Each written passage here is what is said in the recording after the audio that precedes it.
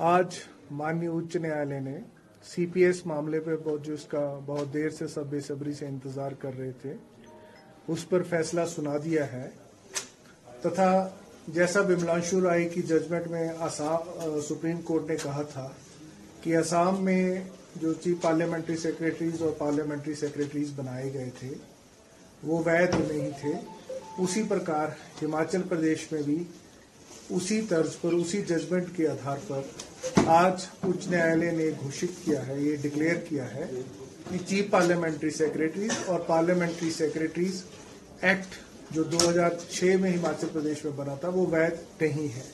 उसकी वैधता को समाप्त कर दिया है।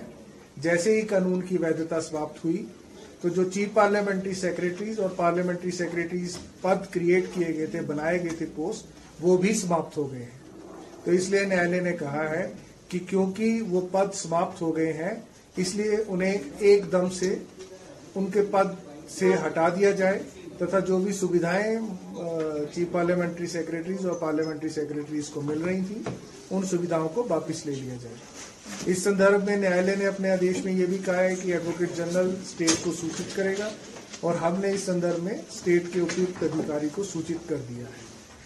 सर, इस फैसले के विरोध में क्या सुप्रीम कोर्ट का रुख सरकार करेगी? जी बिल्कुल, मुझे सरकार से इंस्ट्रक्शन प्राप्त हुई है कि इस फैसले के खिलाफ माननीय उच्चतम न्यायालय में अप्रोच किया जाए तथा क्योंकि जो प्रदेश सरकार की दलीलें थी कि ये एक्ट और असम का एक्ट बिल्कुल भिन्न है, उन दलीलों को पूरी तरह से इस फैसले में, क्योंकि मैंने उस फैसले को पढ़ लिया है और उस फैसले को पढ़ने के पश्चात मैं ये कह सकता हूं कि जो प्रदेश सरकार ने दोनों एक्ट्स में भिन्नता दिखाई थी कि मिनिस्टर्स और मिनिस्टर्स ना होना, मिनिस्टर्स होना और मिनिस्टर्स के रूप में फाइलों पर काम करना तथा हिमाचल प्रदेश के चीफ पार्लियामेंट्री सेक्रेटरी किसी भी फाइल पर कोई अप्रूवल नहीं दे सकते थे, वो जो एक डिफरेंस था उस डिफरेंस को हाई कोर्ट ने फिक्शनल डिफरेंस माना है, परंतु कोई बड़ा रीजन नहीं दिया कि ये फिक्शनल कैसे है।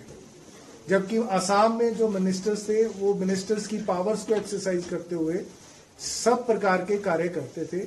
हिमाचल प्रदेश में कभी भी किसी चीफ पार्लियामेंट्री सेक्रेटरी ने मात्र मिनिस्टर को एडवाइज करने के अलावा किसी भी एक्शन को आज तक अप्रूव नहीं किया है, क्योंकि कानून इस प्रकार का था।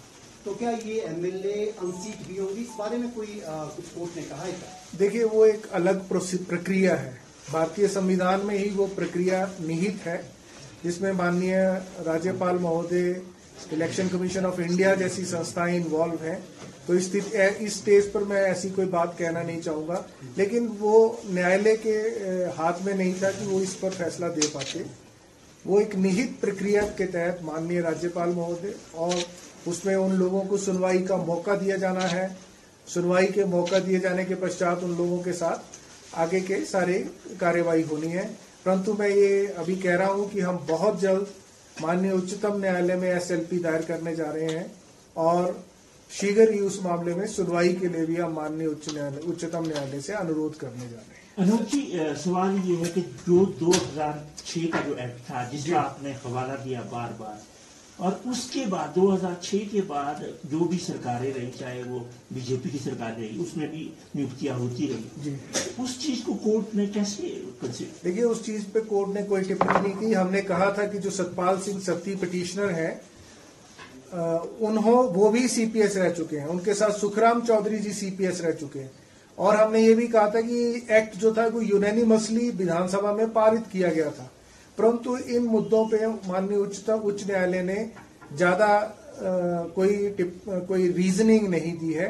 उनकी जो मेन रीजनिंग जजमेंट में मैंने अभी तक पढ़ी है उसमें विमलांशु राय की जो जजमेंट है सिर्फ उसी को आधार बनाकर इस एक्ट को, क्योंकि उन्होंने कहा कि आर्टिकल 164(1)A जब इंट्रोड्यूस हुआ था मिनिस्टर्स की संख्या कम की गई थी, तो क्योंकि उस एक्ट का मतलब है कि मिनिस्टर्स 12 से ज्यादा हिमाचल में नहीं हो सकते इंक्लूडिंग चीफ मिनिस्टर, तो चीफ पार्लियामेंट्री सेक्रेटरी और पार्लियामेंट्री सेक्रेटरीज भी मिनिस्टर हैं।